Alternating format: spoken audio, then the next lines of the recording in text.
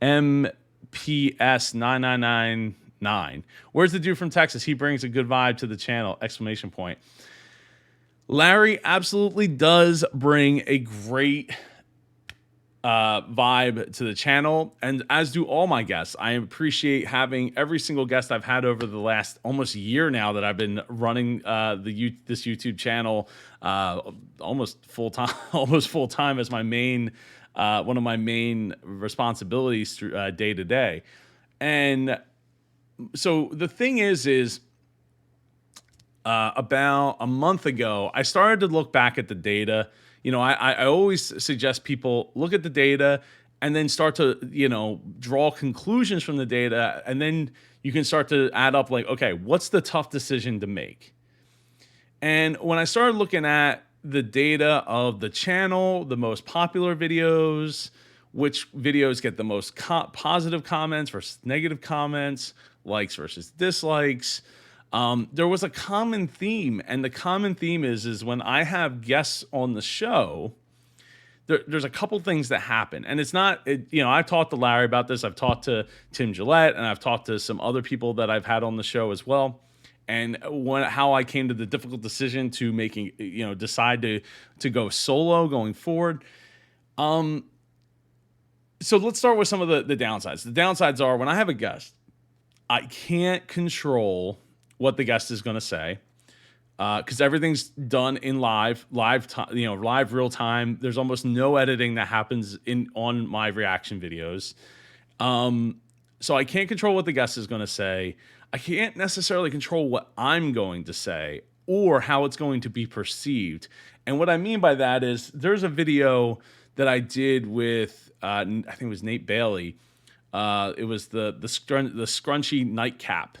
And the problem with that video, and I haven't taken it down because I generally stand by what everything that I said in that video, but some problems, people have brought up problems of like, oh, Joe, you're smiling through the whole video and you're making light jokes about, people using date rape drugs and things of that nature, even though the title says stopping scumbags. And I very clearly state in the video, like, these people are low lives and all that.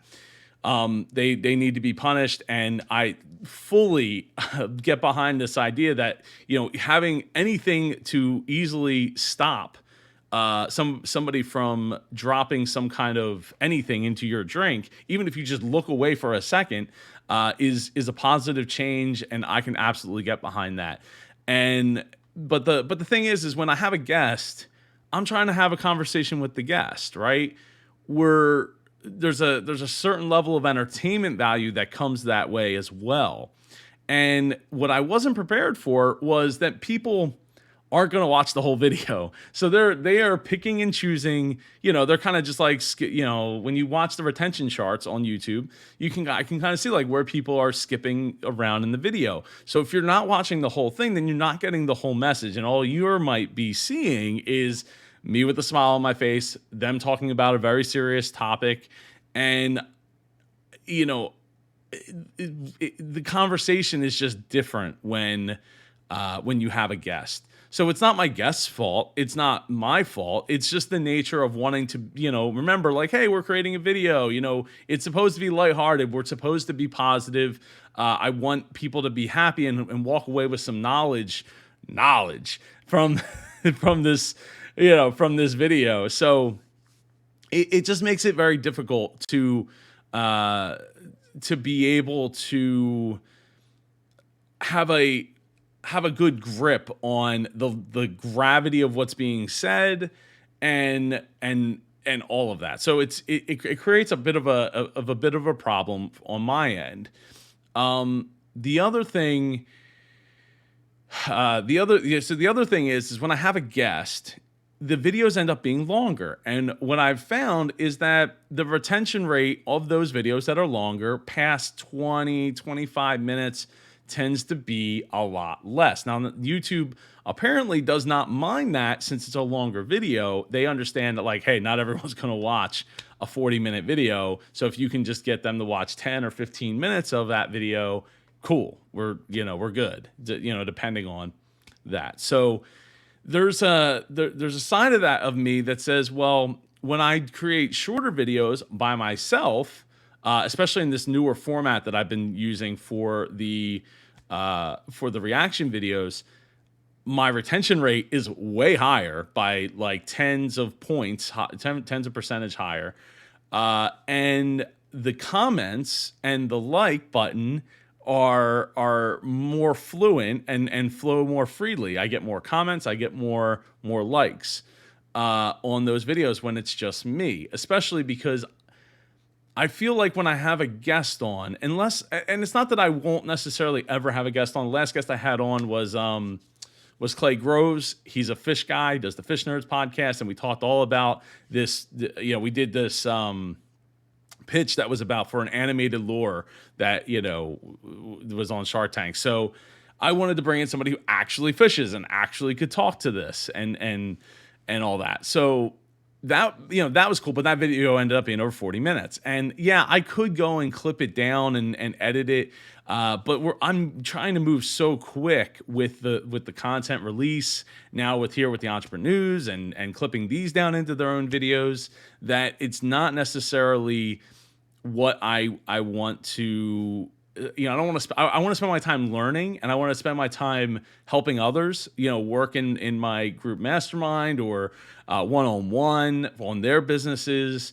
And helping others through these videos rather than spending time editing. Spending all my time in editing, because no amount of editing will ever change the fact that people. There's only so much entertainment that can come out of this view, right? And it's not like I'm vlogging off of a helicopter or something crazy like on my private jet or something to that effect. So I want you. So those are the things, right? So it's I can't control the situation as well. I can't. I can't control the length as well without like cutting off my guest, and and just the overall message, right? I think the messaging, and I talk about this all the time for businesses, right? Know who your target audience is, create the content for that target audience, create the messaging for that target audience, and try to stay in that lane. And when I have guests, particularly Larry, I feel like because Larry's hilarious and we get along really well. But when I look back at the videos, I feel like the messaging is maybe a little blurry because this isn't really an entertainment channel. This is a entrepreneur learning channel, right? This is about learning and getting better at your craft, right? Building your business for your needs and for your family's needs. And that's what this is really all about. So, when I'm trying to create content and I have somebody else and we're like, oh, we're having, we start joking and stuff like that. The messaging, I think, gets a little blurred and all of a sudden it doesn't hit its target as well. And the views, the like button, the dislike button, and the comments show it. So I made the difficult decision to go solo going forward. And so far I've enjoyed it. I've very much enjoyed it. I mean, I love having guests. I love having those conversations. I love, I'm going to be doing some more interviews coming up here. I have quite a few businesses that have been in the Shark Tank coming on to the channel in the coming weeks here. So get subscribed for those. But yeah, when it comes to the reaction videos, I think going forward, you're mostly going to see me unless I come across a product that I'm like, I have a really good guest that I could bring on for this and like get really in depth about. You got me. It's me. I'm here. And yeah, so we'll see. And I have some other ideas that I can bring Larry back for. Larry came and did the I heart my negative comments video with me. He read the negative comments. I responded to those negative comments and all that. So, I got other things up my sleeve that we'll utilize some of my friends and guests for in the future.